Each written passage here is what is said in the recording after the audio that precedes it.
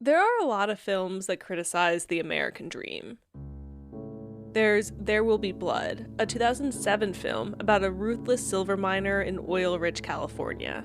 When do we get our money, Daniel? I look at people and I see nothing worth liking. I have a competition in me. I want no one else to succeed. Or the film Goodfellas, a 1990 film about ambition and the mob. If we wanted something, we just took it, and you didn't even think about it. To us, it was better than Citibank. These films are dramatic, but two more recent movies about the American dream, Minari and Nomad, center around people who seem a bit less ruthless and over the top. In Nomad, a woman in her 60s named Fern loses her husband and her home. She moves into a van named Vanguard after the economic collapse of her mining town. My mom says that you're homeless. Is that true?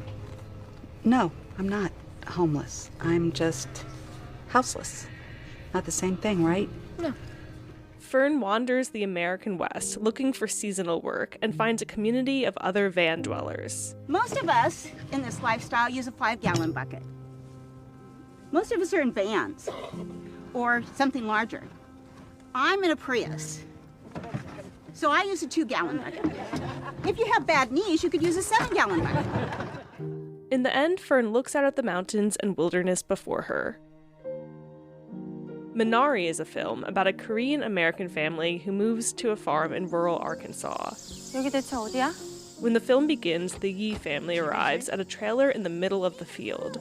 The mother says, "What is this place?" And the father says, "Our new home." The kids go to inspect. Wheels. Wheels? There are wheels. It's like a big car. 얘들아, 네. 들어가자. Okay. They're surrounded by the great American landscape. I immediately had this flashback. Anne Chang is a professor of English at Princeton University.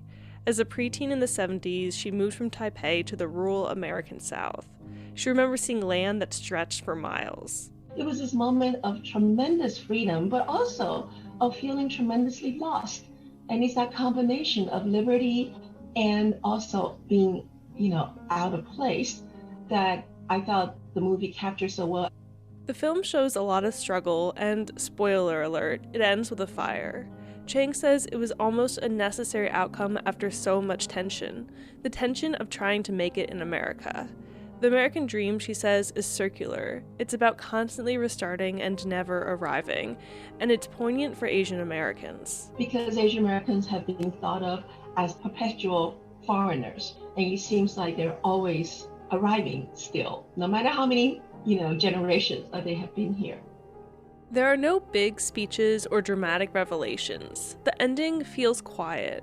After the fire, the movie closes with the father and his son at a creek picking the Minari plant the grandmother had planted a year before. 맛있겠다. For Philosophy Talk, I'm Holly J. McDeed.